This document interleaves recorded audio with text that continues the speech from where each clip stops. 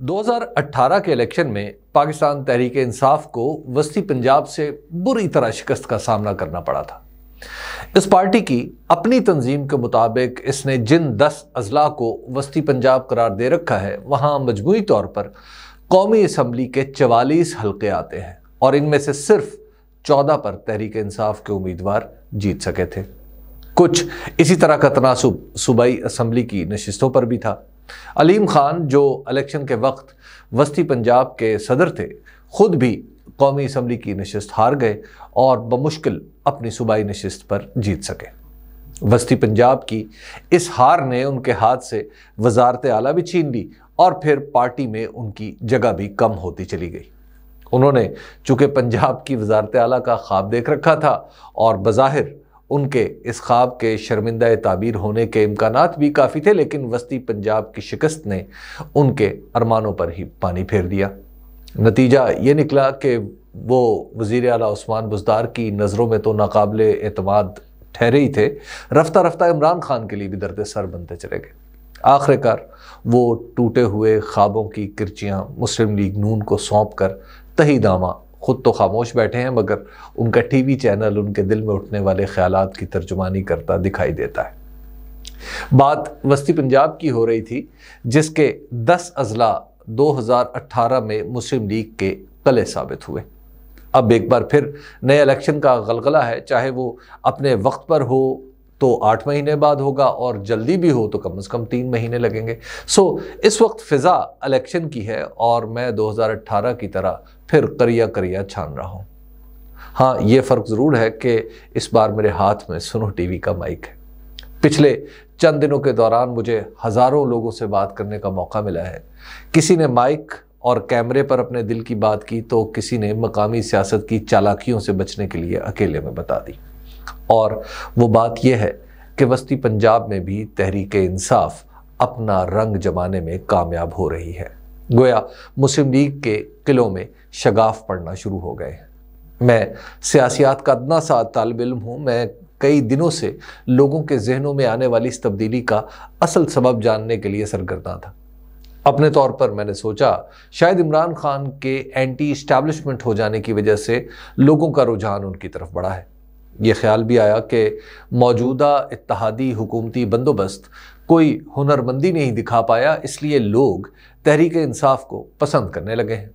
بہت سے لوگ جو تحریک انصاف کو ووٹ دینا چاہتے ہیں ان سے پوچھا کہ آخر کیوں، تو مختلف جواب ملے۔ کسی کو عمران خان ایماندار لگتے ہیں، کوئی صحت کارڈ کی وجہ سے ان کا دل دادا ہے، کسی کو اتحادی حکومت کی صلاحیت پر بھروسہ نہیں۔ غرض جتنے لوگ اتنے جواب۔ میں اپنے تجسس کی وجہ عرض کر دوں کہ علم سیاسیات یعنی پولیٹیکل سائنس میں جن سوالوں کے جواب ڈھونڈنے کی ہر عالم اور میرے جیسا طالب علم کوشش کرتا ہے وہ یہی ہے۔ پہلا یہ کہ کوئی لیڈر کسی خاص وجہ سے ایک خاص وقت پر مقبول کیوں ہو جاتا ہے، اور دوسرا یہ کہ لوگ آخر کسی پارٹی کو ووٹ دینے کا فیصلہ کیوں کرتے ہیں۔ علم سیاسیات کا متتبع حصہ دراصل انہی 2 سوالوں کے جواب کی تلاش پر مشتمل ہے۔ انہی سوالوں کے جواب تلاش کرتے ہوئے مارکیٹنگ کا فن وجود میں آیا، یہیں سے اشتہاروں کی صنعت پیدا ہوئی، یہیں میڈیا اور سیاست کا باہمی تعلق بنا۔ علی حاصل قیاس کئی سماجی علوم تناور درخت بنے اور ان کی شاخیں پھلی پھولی۔ لطیفہ یہ کہ پھر بھی ان سوالوں کے جواب نہ مل پائے۔ اب آپ کو اندازہ ہوا ہوگا کہ میرے جیسا طالب علم کیوں وسطی پنجاب میں انگڑائی لیتی ہوئی اس تبدیلی کا بنیادی سبب سمجھنے کے لیے بے چین تھا۔ میری بے چینی شاید بڑھتی چلی جاتی اگر میں رسول بخش رئیس کا کالم نہ پڑھتا۔ رسول بخش رئیس پاکستان میں علمی سیاسیات کے اماموں اور مجتہدین میں سے ایک ہے۔ دنیا بھر کی بڑی یونیورسٹیوں میں پڑھتے اور پڑھاتے رہے ہیں۔ اگلے روز ان کا کالم نظر سے گزرا تو انہوں نے بہت سی گتھیوں کو سلجھا دیا۔ میں ان کے الفاظ ہی آپ کو بتاتا ہوں۔ لکھتے ہیں، موروثی خاندانوں کی گدی نشینی کی سیاست کا اخلاقی جواز دم توڑ چکا ہے۔ اس ملک کو پرانی طرز سیاست پر اب زیادہ دیر تک نہیں چلایا جا سکے گا۔ اس وقت تو عمران خان ان کے مقابلے میں نظر آتے ہیں، لیکن اگر وہ نہ بھی ہوں تو کوئی اور طاقتور تحریک اس معاشرے سے اٹھے گی۔ کپتان نے جو کام کرنا تھا وہ کر دیا۔ اقتدار میں آ سکیں یا نہیں، اس بات کی اب اتنی اہمیت نہیں۔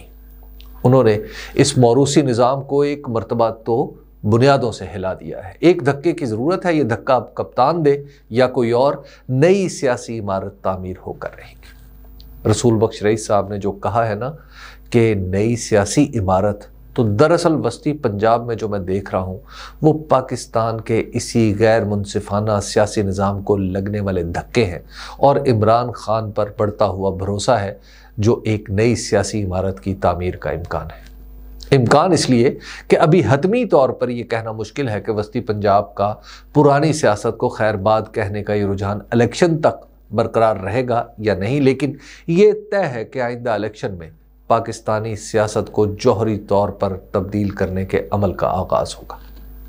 یہ سوال بھی ابھی جواب طلب ہے کہ عمران خان بذات خود لوگوں کی امیدوں پر پورے اتر پائیں گے یا نہیں، لیکن نظام کو ان کے لگائے ہوئے دھکے کی لرزش وسطی پنجاب کی گلیوں میں محسوس ہو رہی ہے۔ میں اس سیاسی نظام کے طریقہ انتخاب کو اور لوگوں کی آراء جاننے سمجھنے کی کوشش طویل عرصے سے کر رہا ہوں۔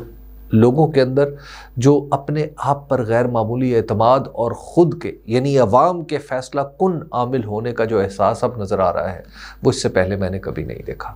ہاں، پاکستان کی تاریخ میں پڑھا ضرور ہے کہ جب لوگوں نے کسی لیڈر کے ایک فقرے سے اپنے لیے پورا فلسفہ ترتیب دے لیا۔ اب دیکھنا یہ ہے کہ وسطی پنجاب میں تبدیلی کی یہ لہر جاری رہتی ہے یا نہیں، لیکن آج کے حالات دیکھ کر تو ایسا لگتا ہے کہ آئندہ الیکشن میں جی ٹی روڈ کے ساتھ بسنے والے عمران خان کو اسلام آباد تک لے ہی جائیں گے۔